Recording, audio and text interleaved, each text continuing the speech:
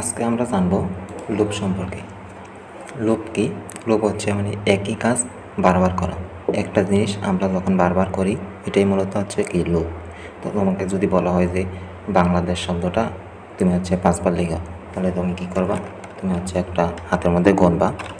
Suppose হাতে আমরা বা মনে মনে গণবো। গণার জন্য আমরা যে গণবো এটা সাপোজ একটা জায়গায় লিখে রাখি।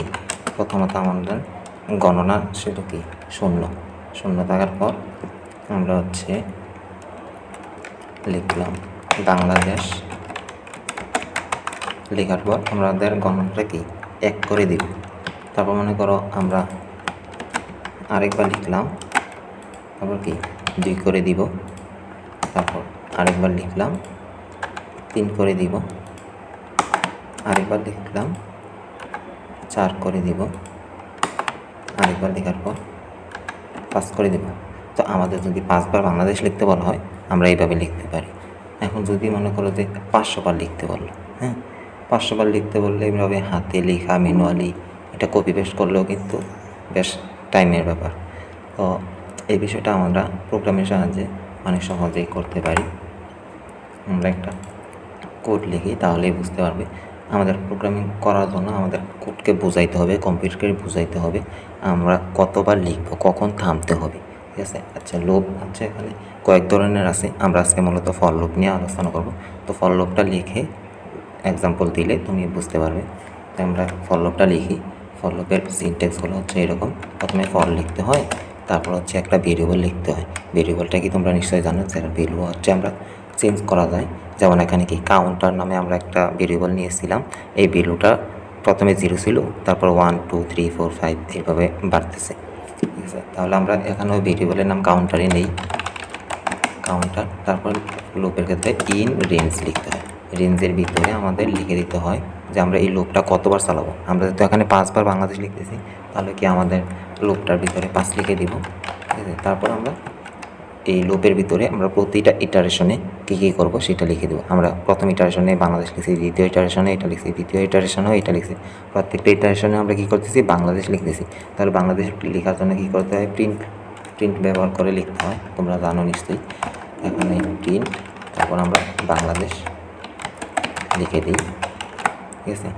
এখন আমরা এটা একটু রান করে দেখি। তো এই যে দেখো বাংলাদেশ 1 2 3 4 5 বার বাংলাদেশ লেখা হয়ে গেছে। এখন যদি মনে করো যে তোমাকে 500 বার লিখতে বলে, তোমরা জাস্ট এখানে নাম্বারটা চেঞ্জ করে দিলে, তারপর সেভ করে রান করলে এই যে 500 বার হয়ে গেছে। 500 বার বাংলাদেশ লেখা হয়ে গেছে এখানে। এখন আমাকে মনে করে যে 500 বার বাংলাদেশ লিখতে না বলে বলবো যে 1 থেকে 500 পর্যন্ত লেখা। 1 থেকে 500 পর্যন্ত যদি লিখতে বলে তাহলে আমাদের কী করতে হবে? আমাদের প্রথমে কাউন্টারে বেরো ছিল কি, কাউন্টার ইকুয়াল ছিল 0। তাহলে আমাদের এই প্রত্যেকবার হচ্ছে কাউন্টারের সাথে 1 যোগ করে আমরা লিখে দেব, ঠিক আছে? কাউন্টারের প্রথম ভ্যালু আছে 0, তখন আমরা 1 লিখলাম। লেখার পর কাউন্টার ভ্যালুতে আমরা যেহেতু একটা সংখ্যা লিখে ফেলছি, কাউন্টার ভ্যালুতে এখন 1 হয়ে গেছে।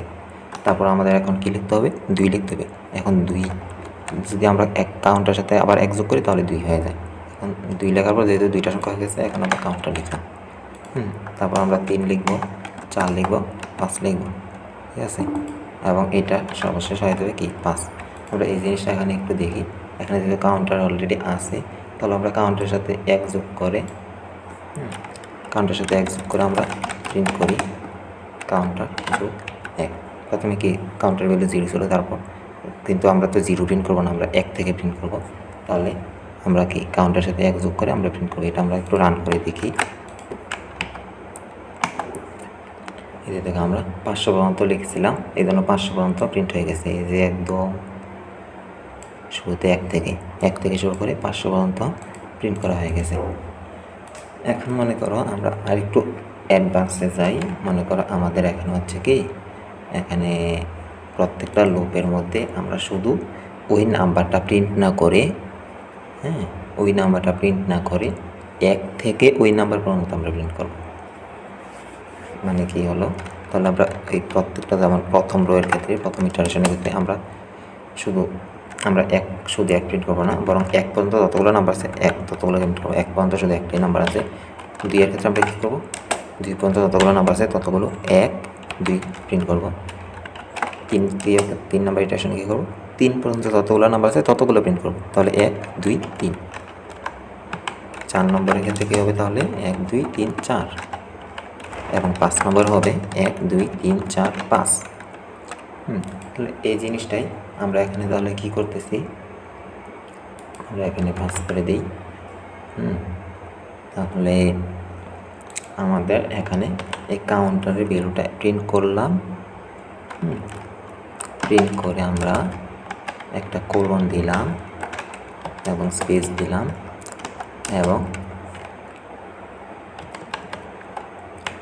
আমরা যেহেতু এই অংশটা লেখার পর আমরা নিউ লাইনে চাইতেছি না, তাহলে আমাদের এখানে একটা স্পেশাল অ্যাট্রিবিউট লিখে দিতে হবে, ইন্ট ইকুয়াল একটা এমটি স্ট্রিং, মানে এই স্ট্রিংয়ের ভিতরে কিছুই নেই। ঠিক আছে, আচ্ছা তাহলে আমরা এটা একটু প্রিন্ট করে দেখি আগে আমাদের এই অংশটা ঠিক আছে কিনা।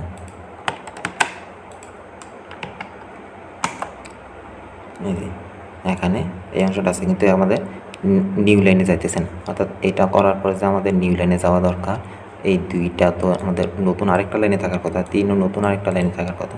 তাহলে নতুন লাইনে যাওয়ার জন্য আমাদের এখানে একটা নিউ লাইন দিতে হবে। তাহলে আমরা একটা নিউ লাইন প্রিন্ট করে দিই। এটা হচ্ছে নিউ লাইনের চিহ্ন। এখন আমরা রান করে দেখি নিউ লাইনে যাইতেছে কিনা।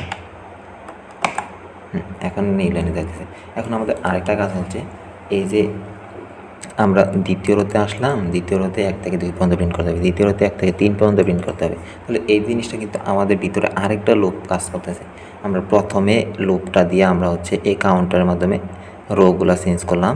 এখন প্রত্যেকটা রোতে দেখা যাচ্ছে যে আমাদের আরেকটা লুপ প্রয়োজন হইতেছে, কারণ এখানে আমরা 3 নম্বর রোতে 3 পর্যন্ত প্রিন্ট করতেছি, 1 থেকে 3 পর্যন্ত, 5 নম্বর রোতে 5 পর্যন্ত ঠিক প্রিন্ট করতেছি। ঠিক যেইভাবে আমরা 5 নম্বর রো পর্যন্ত প্রিন্ট করেছিলাম একদম প্রথমে, ঠিক একইভাবে এখন আমরা ওই রোতে 5 পর্যন্ত আমরা প্রিন্ট করতেছি।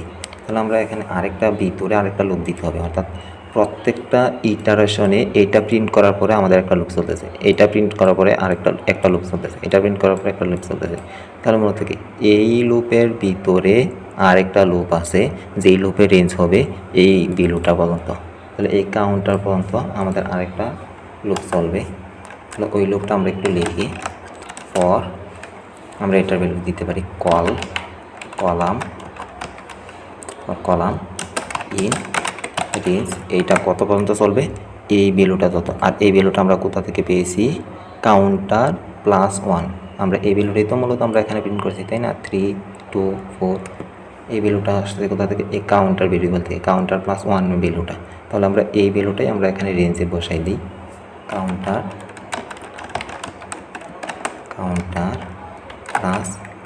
+1। তাহলে এত রেঞ্জ পর্যন্ত আমাদের চলবে লুপটা। এবং এই লুপের ভিতরে আমাদের কী করতে হবে, এই কলাম যে ভ্যালুটা এইটা প্রিন্ট করতে হবে।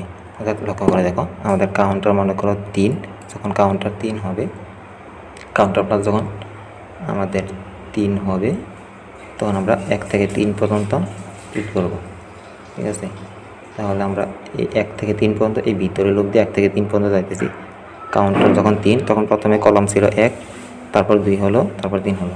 তাহলে আমরা এখানে এই কলামটা প্রিন্ট করে দিই, প্রিন্ট কলাম। এখানে আমাদের 1 যোগ করে প্রিন্ট করতে হবে, কারণ লুপটা কি 0 থেকে শুরু হয়েছিল। আমরা যদি 1 থেকে প্রিন্ট করতে, তাহলে 1 থেকে প্রিন্ট করবো। এখন এটা আমরা রান করে দেখি। এখন আমাদের নিউ লাইন চলে আসছে। তাহলে আমরা নিউ লাইন দূর করার জন্য আমরা এই অ্যাট্রিবিউটটা এখানে লিখে দিব, এই অ্যাট্রিবিউটটা।